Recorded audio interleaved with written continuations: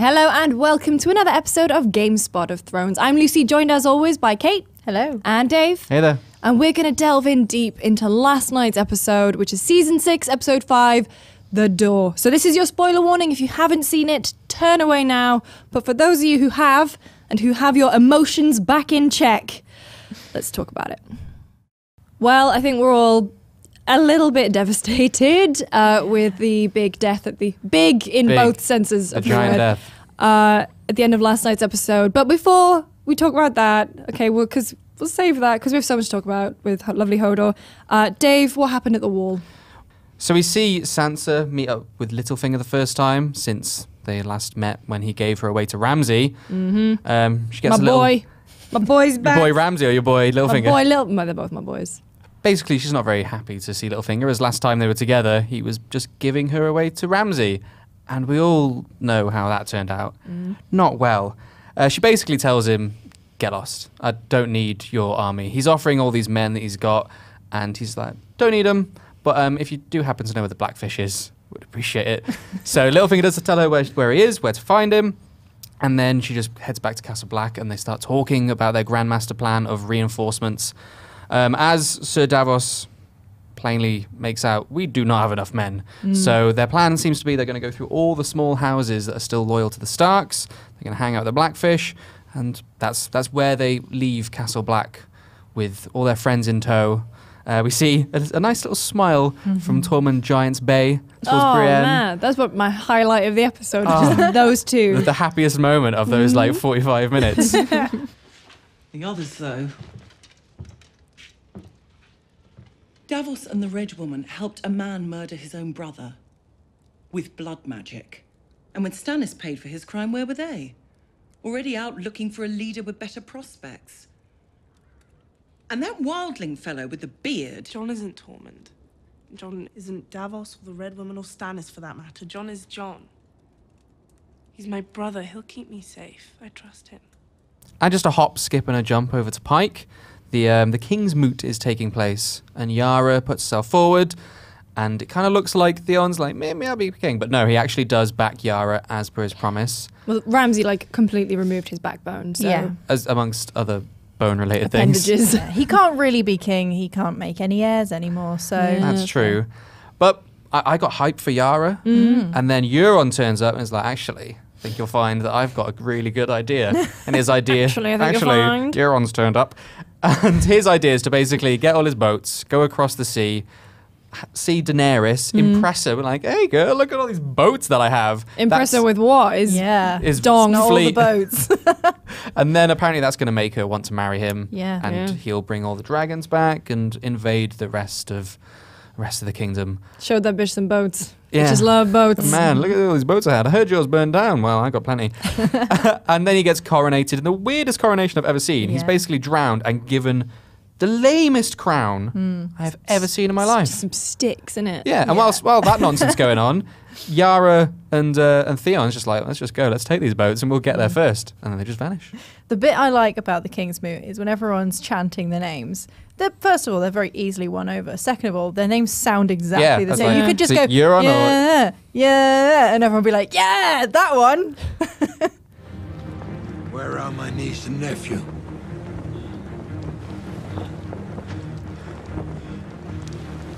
Let's go murder them. Over to Braavos then, and a girl is still not ready. So we get to see Arya fighting again with the Waif, and the Waif seems to have some kind of personal vendetta. She refers to Arya as Lady Stark, which is a bit naughty. She's not supposed to do that. She's supposed to call her by a girl. A girl has no name, but who still has a name. She says she's not ready, and then Jaqen agrees. I don't know, it feels like Arya's still enraged, and that's maybe why she's not progressing with her training as much as I guess the House of Black and White would like her to. So Jaqen shows up and tells her a little bit of backstory about the Faceless Men. None of the first Faceless Men were born to lords and ladies. They began as slaves in the mines of Valyria. Who was the first? He was no one. Jaqen then gives her first, essentially, hitman contract. And it's basically a test as well, because the lady, it's Lady Crane, is an actress and she's performing in a play, which is basically how Ned and Robert It was a Series 1 recap. basically, it was like a series 1 in 2 minutes. And Arya, someone on the subreddit pointed this out, Arya had the exact same role in both. She was in the crowd just watching her dad get beheaded.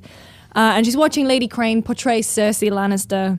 And, you know, like, she sort of watches the play. I think the play goes on a little bit too long. Yeah.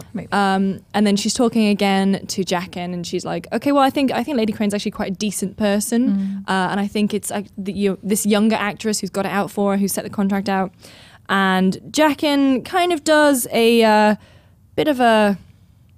sad bit of foreshadowing, let's just say, in his cryptic response. Also, a couple of shout outs in this moment because we see just a full frontal penis, like shout out just to that. center frame. But also shout out to Richard E. Grant because he has a great little cameo in that bit. Elsewhere in the East, Sir Friendzone. Sir Jorah of the House Friendzone. Oh my god, this bit was so awkward is the word I used to describe it. So Jorah's basically, you know, Dany forgives him, sort of. And he's like, after saving her life like half a dozen times now. Yeah, and he's like, oh, Tyrion was right. I love you. I've always loved you. And then Daenerys, like, probably out of extreme awkwardness, starts crying because he's done that in front of the guy that she's boning. Yeah. And then he's like, well, I'm going to go away anyway because I've got grayscale. And then she's like, no, I command you to find a cure. So that bit was just, oh my God. Like, yeah, just go cure your incurable disease there, sir. Yeah. I do wonder if that's maybe like subtle promo for her new film that's kind of same plot, really. Oh, yeah. Oh, God, that might be a really terrible tie-in. Yeah. And then back in Marine, Tyrion and Varys have managed to secure a very fragile peace, so they're patting themselves on the back. And then they decide to pull out a sweet PR campaign and enlist the help of the Red Priestesses. So we've got a new Red Priestess. Her name is Kinvara. They were talking in Valyrian, so the pronunciation might be a little off. And she now believes that Daenerys is the one that was promised. So Varys, who's quite rightfully very skeptical, says, well, you're the Red Priestess. Melisandre said that Stannis was the one who was promised, and look where he is now. But then Kinvara's like, oh, well, let's talk about this very specific religious moment experience that you had when your bishop was cut off. Bishop? When the pillar was separated from the stones. That was better. So I don't know. Varys seems pretty scared. His face when it turns onto like after hearing all this, he's just like, How'd you know? Looks like a reaction meme. Anyway, Kate, back up to the rest of the North. Yes, the rest of the North being Bran sitting inside a big old tree cave. And this episode, it was called The Door, but it might as well be called Bran Messed Up because that is the running theme of this episode and maybe this entire series so far. Maybe the entire, like, everything. It might turn out that Bran is to blame for everything bad that's ever happened. Not George R.R. Martin, actual Bran, okay? Maybe George R.R. Martin is Bran. Ooh. Twist. So it turns out, first of all, that the children of the forest are to blame for the White Walkers, but technically the men are to blame because they attacked them and they were just doing it to protect themselves. But either way, it was a terrible idea. How do you even find out that happens? They know a lot of things. Like, oh, I'm just going to try sticking this thing in him. It was just one happens. more experiment. What do we do with this? Just put it in that guy. It's already tied to the tree. See what happens. Why not? And then Bran gets a bit bored, as you would. There's nothing to do in that cave and decides to go wandering around in green seeing dreams without the permission or the guidance of the Three-Eyed Raven. The dream he chooses, or maybe not chooses to go into, is just a bunch of White Walkers standing around, and he's walking through them, showing off the impressive CGI and maybe even practical effects that they've got going on. It's very good, very nice. Then he walks up to the Night's King, and despite knowing that he can have some effect on the past, he goes right up to the Night's King, and the Night's King touches him, and he wakes up in a bit of a panic, and he goes, you know, he saw me, the Night's King saw me, oh my God. And Three-Eyed Raven's just like, yeah, well, you've messed up.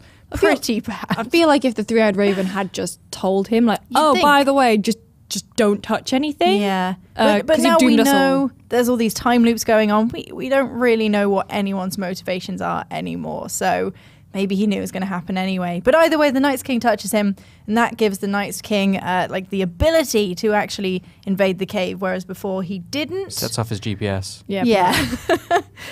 So then they attack pretty soon afterwards. There's a brief scene where Mira and Hodor are going, eggs. Aren't eggs lovely? just like this weird product placement for eggs in the middle.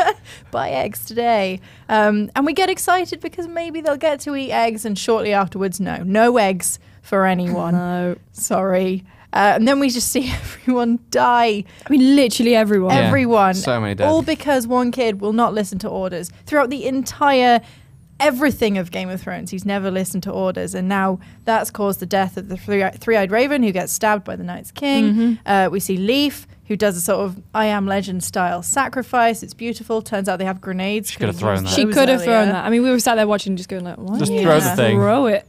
Probably the second saddest death of the episode. Summer. Summer. God. The thing is, sad. as soon as Summer came on screen, I just went, no, Don't do it. he's not worth it. Because we've He's not worth seen it. Summer that much. No. And then Summer turns up and just runs right into the fray, and well, we just see blood going everywhere, and it's not very He doesn't nice. seem to do much either. He just sort of He's jumps more of a in and gets distraction. immediately. But the death of the direwolves is meant to symbolize, the death of their childhood. So finally, we might get to see Bran growing up a little bit. About time. I mean, he's got the Adam's apple for it. But Yeah. And finally, Hodor. Oh, Hodor. Hold the door. We see a bit more of his origin story, his proper origin story. Poor Willis. We find out why he's called Hodor, why he says Hodor, and it turns out it's this confusing time paradox where Bran wargs into him in the past, which means he can warg into him in the future in order to save himself. Good one, Bran. And the last instruction from Mira is hold the door, and that means past Willis / Hodor has a seizure. And he just repeats hold the door until it becomes kind of bastardized into Hodor. Oh, Which God. is like the lamest way of where that word came from. Well, Hold the door. at least we now know it isn't horse for I love you, which was my theory. But also, this came from George R.R. Martin. Yeah. Like, it wasn't the TV Yeah. writers. They we know this is canon. Yeah, official like this canon. is going to happen in the books too. So, Yeah. rip, big man. R.I.P. Yeah. Gentle Giant.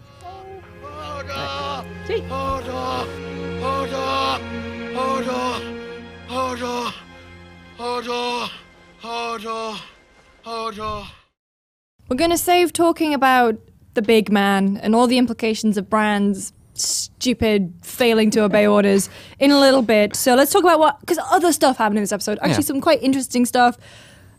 I want to kick things off with Littlefinger because he's my boy. He's back. And even though it seems like Sansa completely rebuffed him, he is clearly like 1 or 2 steps ahead of everyone else still.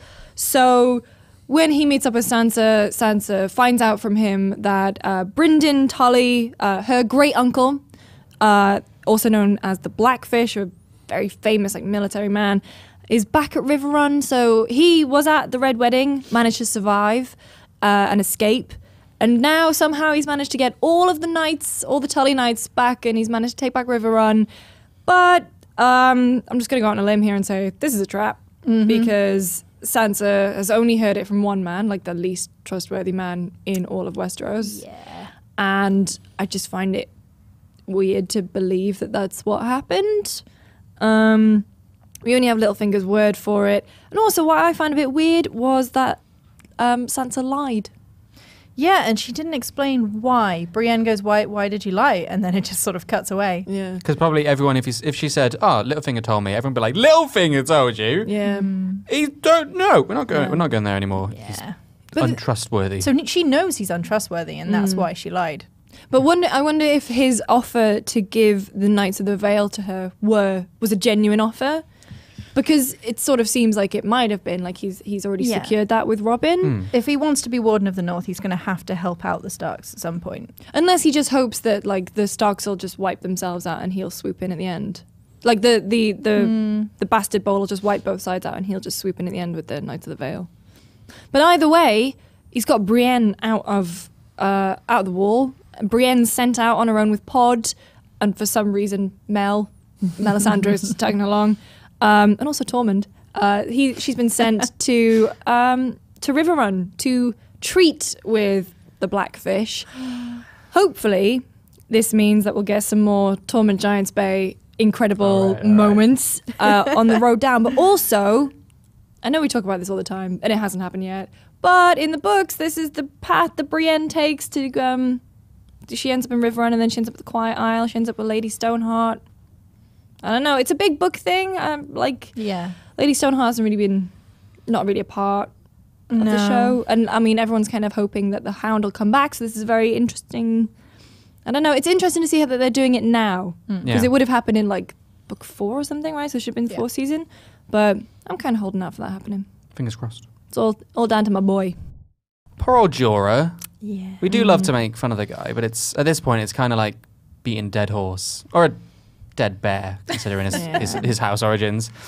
So last season we saw him get the grayscale, and obviously we don't know much about this disease, so it could go on forever. It could have been a week for him, but as we know, for most case, it's a death sentence. We've only ever seen one person survive grayscale, and that was a child. Yeah, it was a child. I mean, children are more... They're resilient. They bounce back. I elastic. think it's like chicken pox, where you can survive in childhood, but maybe not in adulthood. Also, Stannis got like maesters from all over the world, like all the world's best healers. Yeah, but the point remains that she did survive. So a cure does exist. I mean, kind of. Yeah. I don't know if it was any specific thing, or maybe it was like a combination of all the stuff that they did. Yeah.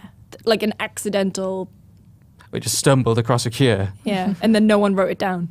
Well, after their escapades in Vase Dothrak, we, knowing his days are numbered, he explains that, oh, by the way, this is a thing I need to worry about, so I'm going to take off. He loves that little sleeve reveal. Just like, He needs to change his shirt, by the way. He's been wearing that for about 3 weeks. Even Daenerys, her clothes burned off and she got a new dress. He's still got the wound in his other arm from when he was having that gladiator fight. Anyway, he fully declares his love, and she basically says what's pretty much just saying thanks. No, she did like the double blue tick scene. Oh yeah, she's read the message, but like, she's just like, I'm not replying to that. But what do you think is going to happen now? Like, she's obviously, like you said, he's ordered to go find a cure. Do you think he's going to find that cure and come back? Or what do you think the future for Jorah is? If he wants to be proper, like, I love you, I'll do anything for you, then I guess, if she wants him to find a cure, he'll do it for her, not for him. But that's kind of weird. Where do you even start? Do you go to, like, Volantis? They know things. Magic folk. Yeah, or Old Town. I guess all the maesters are there. Well, there are a lot of red priests hanging out. Oh no, hang on. What if like Sam goes to Old Town and Jorah ends up in Old Town, and like Sam cures Jorah because Jorah Mormont, the old Lord Commander, was a Mormont, and he'll be like, oh my god, we've got all these ties, I'm gonna cure you. Oh god. Yeah. You don't sound impressed. Oh, I just hate Jorah Mormont. I like Jorah Mormont. No, maybe I see so much of boring. myself in him. I honestly think that the only way his storyline is going to end is with him. I'm kind of imagining, I don't know actually how Grayscale properly ends, but like his face turning to stone, and just before it gets to his mouth, he goes, "No, I love you." Don't they turn into stone men? Yeah, they turn into just like into stone horrible, like berserkers. Unless he's so taken with his love for the Khaleesi that when he turns into a stone man, he retains his brain and his mana, and he just is her watchful stone protector. So like the plot of, what is it, Dead Bodies? The one with the zombie that falls in love. Oh, that movie. Like that. I haven't seen it. We all think this is just going to happen to Jorah. Right. Yeah. There's a plot to other stuff. All right, then. So we don't think he's going to get cured? I think he's going to get cured. I hope he gets cured. I hope he comes back and he's like in the midst of a battle, you see some valiant knight turn up, and then at the end, after doing badass stuff, he tears off his helmet and is like, Jorah back in the house! My arm's better! What if the cure is love? And that's dumb. And Hang they on. should save it for Disney. Are you basically saying that Jorah's the Beast from Beauty and the Beast? Yes. He just needs true love. Jorah He and needs Dany. to get himself a proper girlfriend. I'm not saying Dany. I'm saying a new woman turns up. What if it's the Red Priestess? Confirmed. So, we finally saw the kings / queens / Greyjoy moot. It wasn't actually that exciting. I swear in the books it was this sort of like kind of raucous meeting that went on for many too long. chapters. And, there were a lot of political discussions, and okay, that was boring. But at least it was this huge event, whereas here it was like, should we meet in the garden? 10 minutes, all right. There was a lot of dudes there that looked like they all needed a bath. Yeah, well. Like, For seafaring folk, they don't Yeah, get they more don't- much. Exactly. Yeah.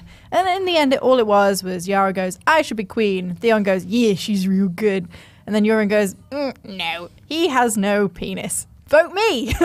Yeah. What a campaign The most slogan. convincing campaign I've ever seen. He's like the weird uncle who only comes around at Christmas. And then kills your current king. It kills you. And declares himself king of your house. Does that happen a lot? I'm from the north, man. Yeah.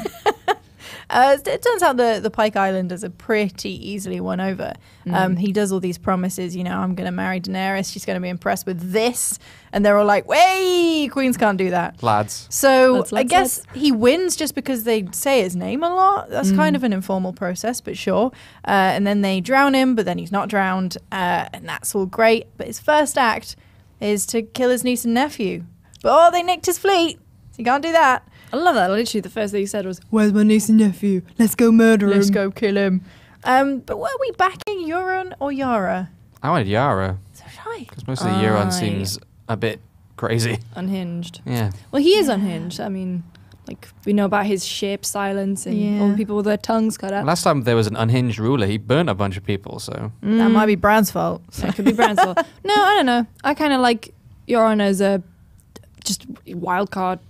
I don't think he was as wild as the books made him. He was this mad pirate dude with all these rumors and horrible things that he'd done to people, whereas here he's just a guy with a bit of a strange accent. I guess you couldn't really, if you introduced Book Euron and they gave him a lot of time to sort of make him that crazy, whereas in this, he was in one episode and then he's in. You can't just go full crazy. I was hoping to see a bit more of the Essos in him, I guess. Yeah. A bit more of foreign customs. He comes back and he looks the same as everyone else. I was expecting him to be, I don't know, spicy. Blue beard. Spicy. Gold teeth. Do we think Theon's ever going to stand up for himself? At some point. I reckon he will, and it'll surprise us. Yeah. And maybe that's his final thing that he does, right? He'll challenge someone to a duel. To save 1v1 someone. Yeah, maybe it'll be save his sister. Yeah. Aww. And speaking of his sister, do we think this episode is emblematic of the series finally coming round to the fact that the women in the show are so much better than some of the guys? Sansa is get off your ass, Jon. I'm gonna take the North back. Brooding Jon. We've got Yara going, I should be queen, and Theon going, yeah, she's a reaver, she's a warrior. We've got Daenerys finally being Daenerys again after so bloody long. Does being Daenerys mean setting herself on fire? Because she's done it twice. Yeah. Well, yeah. But there was a bit in between when she was Khaleesi and the bit now where she sort of didn't really do anything. She sat down a lot. Yeah. I guess that's what being a queen is. Yeah. But you raised a good point earlier about who burned Daenerys' fleet. Yes. Was it Euron? Did he do it on purpose, right? Yeah, because if he then goes over with his fleet and Daenerys is like, I need a fleet. And he's like, hey, girl. I got you, fleet. Time now for a segment. I mean, in my notes, I've just written, God damn it, Bran. Because, we said this a couple weeks ago, right? That everything in Westeros is pretty much Bran's fault. And now, confirmed, everything is Bran's fault. So, in this episode alone, he caused the death of Summer, Leaf, all of the children in the forest. Entire children in the race. forest. So they're pretty much extinct now. It was set up. They were like, oh yeah, they created the White Walkers, so they did the bad thing, and now they're all dead. But it was Bran's fault. The Three-Eyed Raven, that was Bran's fault. Time was going to do that for us, though. That's true. And Hodor. So thanks, Bran. But what's also kind of definitely been confirmed now is that not only can Bran seemingly travel through time with his dreams, he can influence people, he can be heard, and he can also be touched. So where else in the series could he have been? I think we were saying Mad King Aerys, but just before he threatened to burn King's Landing. He said the same thing he'd been saying for hours. Burn them all. Do we think that was a Bran joint? Oh, 90% a Bran joint. I think we've seen in the trailer something that might be a flashback to Jaime doing his Kingslayer thing. I think there's definitely going to be a flashback around then, and if Bran's already there, he might as well mess everything up. There's an interesting theory about, because a lot of the Starks are called Brandon. There was Bran the Builder. There was his uncle who's also called Bran. And it's sort of interesting that there was a story read to them by Old Nan where she keeps confusing the brands. And so now people are like, wait, what if all the brands are the same? Which is kind of blowing my mind. What do we think? Is that... I think that might be a bit far. I think he could be one of the brands. Definitely maybe the young Bran. Bran the Builder, I think he could easily be.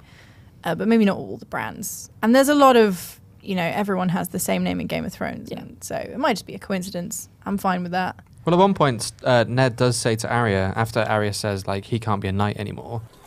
No. But someday, he could be Lord of a Holdfast. He'll sit on the King's Council. Or he might raise castles. Like Brandon the Builder. So that could just be some insane foreshadowing, or maybe it's just a throwaway comment. I mean, to be honest, with the whole Hodor that's revelation, some mad like foreshadowing. True. So anything is possible. And speaking of Bran the Builder, I think it's time to talk about the wall because I'm getting this really weird feeling that it's going to come tumbling down soon. It was built. It's bit load of ice, but also magic.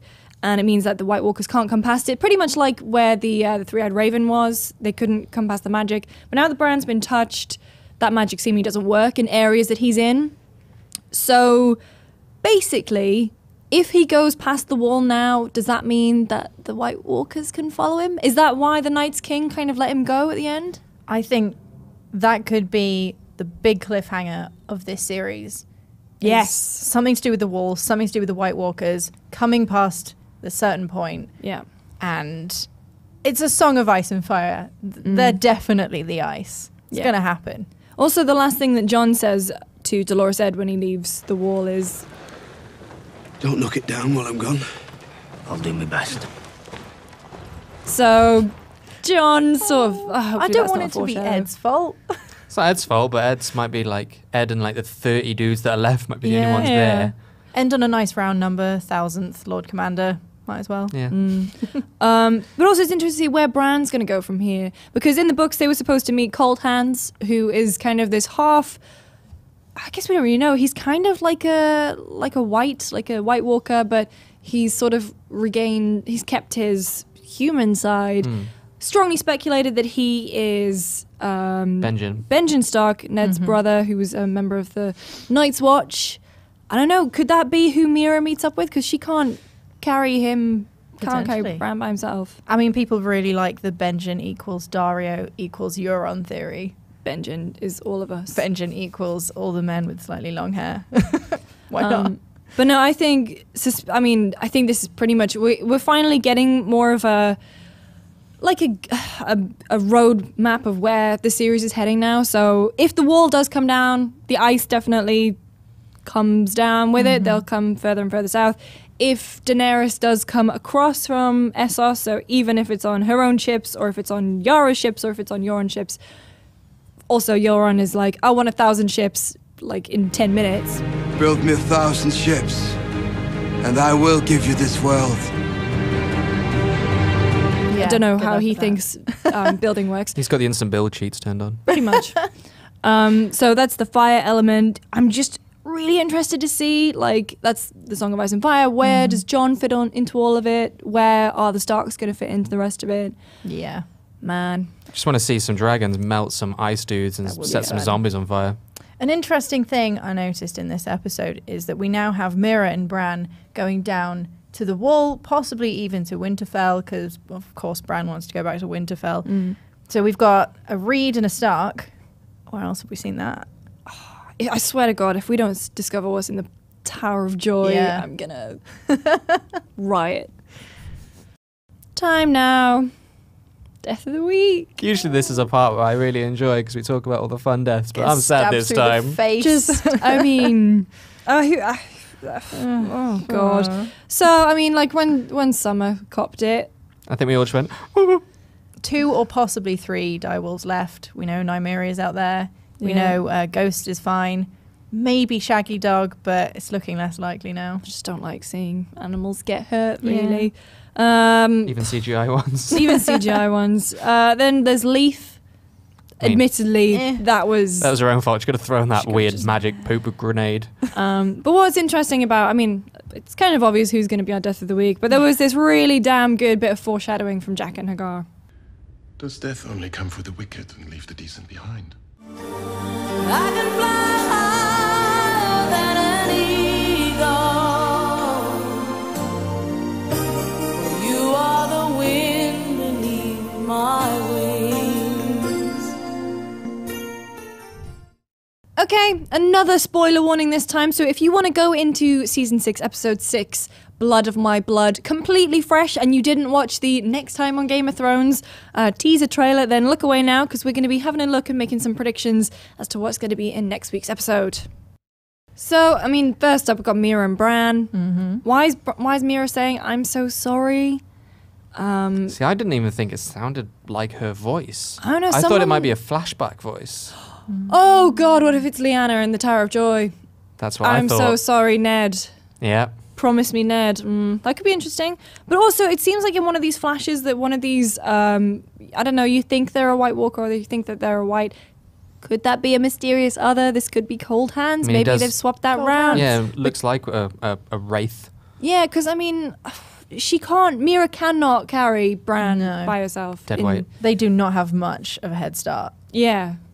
Which makes me wonder if they're switching the storylines around a little bit. Yeah. We also see Sam taking Gilly home, and you get to see Samuel Tarly's dad, who doesn't look very nice. That look that his dad gives him when he sees his new paramour. Yeah. I am genuinely sure that my mother has given me that look when I brought home a girlfriend. And you've soon gone, to be "This ex. is my bastard son." And she's like, "Dave, what have you done?" Did you find her north of the wall? Get her out of my house. Oh, but yeah, so it's interesting to see if he'll accept Gilly. It's that you hear that Gilly says, "You didn't tell him I'm a wildling, did you?" It's like, no. And then we get to see there's going to be a King's Landing episode. We didn't get anything from King's Landing this episode. Also, no Dawn for 4 episodes now. Yeah, it's happily ticking along by itself. Yeah. So stuff happening in Dawn. So this could be Marjorie's walk that's going to get interrupted by the Tyrell forces. So we see them around the Sept of Baelor. Cersei, let me show them what we do to our enemies. So the enemies here could be the Faith. Everyone. Could be, really. yeah. The The Lannister Tyrells. Could everyone. Their unofficial motto, "We hate everyone." You also get a brief flash of Tommen with the High Sparrow. Ugh. What's he doing this time? Just ripping his backbone out. And That's what he did last episode. he just keeps doing it. Then we got Dario and Daenerys. Note that Jorah's not there, so he's clearly wandered off somewhere. To find a cure. He's been ordered to find his cure. Daenerys is like, "I'll take what's mine." Oh, he's giving her more goddamn titles. He's like, "Oh, Daenerys, you're a conqueror." Her business cards are about that long at this point. So, I mean, that must be, she goes back to Marine and tries to... But, I mean, the thing is, Tyrion and Varys have worked up a damn peace. Yeah. She's going to come wandering in here with a damn army. I'm not sure their peace is as good as they think it is. They say it's fragile anyway, but I mean, they said, "Oh, we've managed to avoid civil war," but I think they're going to cause a civil war. Dragons are going to have to come out soon. I'm getting antsy. I'm waiting for dragons. So that was season 6, episode 5, The Door. Hodor. No, it's too soon. Okay, I'm still too full of emotion. Kate, what did you think of this episode? Easily the best one so far. I think I'd give it a 9.5. Damn, Dave. I really enjoyed it. There were a bit too many feels for first thing on a Monday, but I think I got through it. But yeah, I really enjoyed the episode. I thought, the only weak point in the episode for me, and this is quite strange, is the Arya bit. Just because I thought that play went on a little bit too long. They were really hammering home the point that it was a test. I mean, I don't think you guys have seen this, but there's a bit in Avatar where they do an entire play over an entire episode that kind of covers everything that's happened up until that point, and it's amazing. It's the best episode. I think they were trying to go for that. Maybe. I thought you were talking about Avatar So as did in... I. The No, blue as in people. I See You, Jake Sully, and I was like, No, there's no play. Is there a play in that? There's no play. Maybe, I don't know, Avatar is a play. But we'll be back again next week with our recap of Season 6, Episode 6, Blood of My Blood, obviously hinting towards a Daenerys episode with the Dothraki. If you like this episode, make sure to thumbs up. Find us on iTunes as well. You can listen to an audio version. Just search for GameSpot of Thrones. And we will see you next Monday.